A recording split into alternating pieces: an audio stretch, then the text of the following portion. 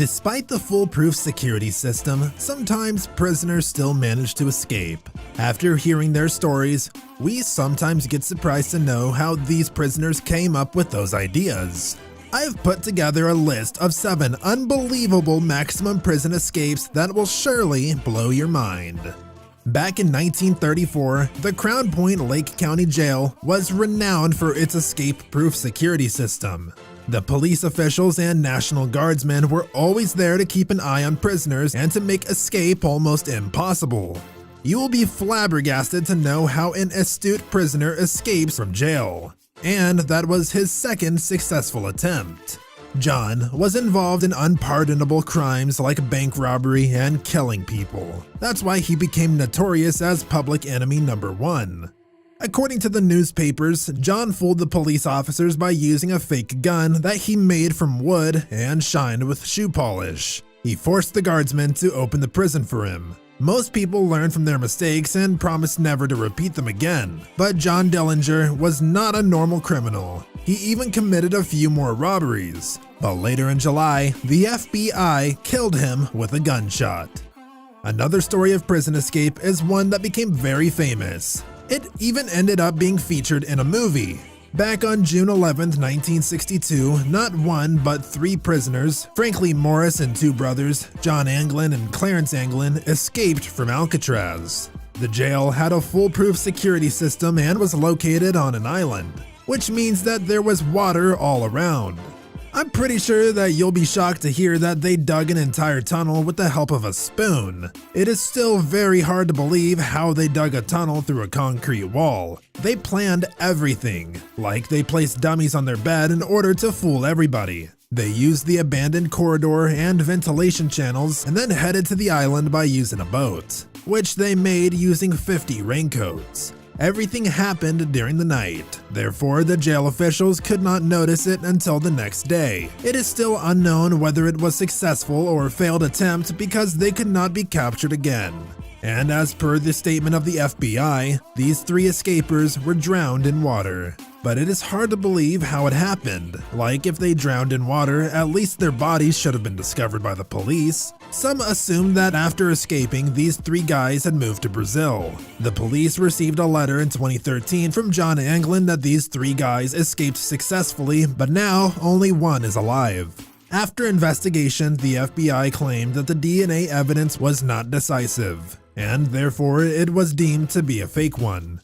3 years passed, and then a photo came up and made everybody shocked. It was a picture of the 2 brothers 13 years after their escape, but still, the authorities were not ready to admit that it was their photo. Another famous Hollywood movie, Catch Me If You Can, in which the renowned actor Leonardo DiCaprio performed the leading role, was based on the real story of Frank Abagnale. Frank Abagnale was disreputable due to his fraudulent activities, as you might have seen in the movie. He was a teenager when he started committing crimes. He even broke out of jail twice. But for the first time, he escaped from a British airplane, and therefore he was deported to the United States. Ultimately, he was arrested again by the police in April 1971. This time, Frank made the guards fools. While heading towards the detention center in Atlanta, the US Marshal forgot some important documents. There were also not very strict rules, and the federal workers used to inspect the prisoners. Frank misled the security guards and made them believe that he was an undercover inspector. It took him a few weeks to build up the story, but finally, he convinced the guards by showing them a fake FBI identity card and managed to escape. He was recaptured again after a few months, but his story has become well known.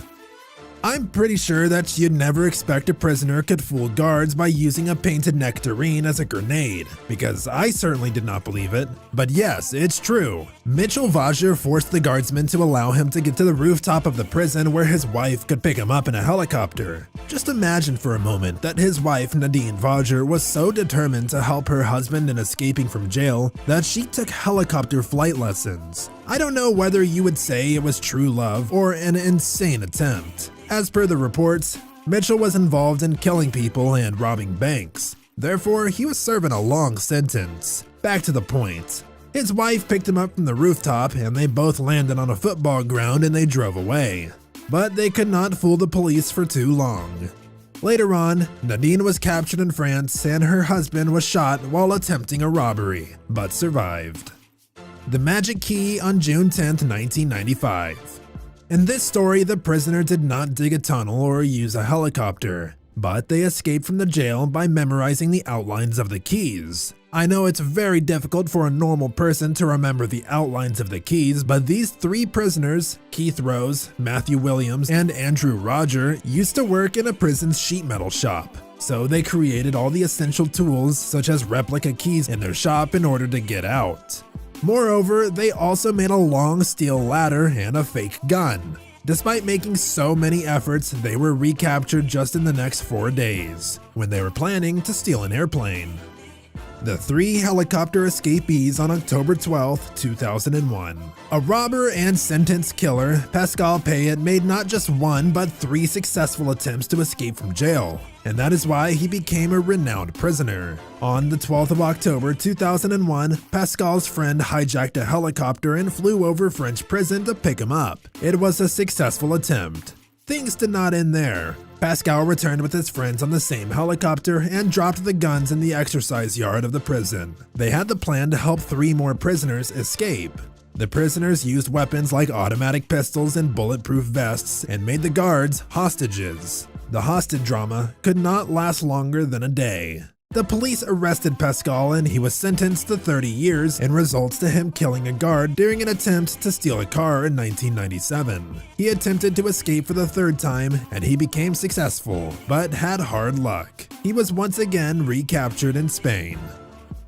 Joaquin Guzman, also renowned as El Chapo, was a Mexican drug dealer and he was alleged to smuggle tons of cocaine and drugs into America. He successfully escaped from prison twice. For the first time, he was in a high-security jail in Mexico in January 2001, but he influenced not just prisoners but also some of the jail officials. This allowed him to escape from jail. He was on the run for years, but then the police arrested him again in 2014. Soon after being arrested, he escaped again through a long tunnel and headed towards the construction site outside the prison. After 2 years, he was caught by the police again because he grabbed the media attention, and he is still in jail. Prisons are deemed to be impossible buildings to escape from. Still, some prisoners have become successful in tricking jail officials. Which story shocked you the most? Subscribe and like so you don't miss the next one.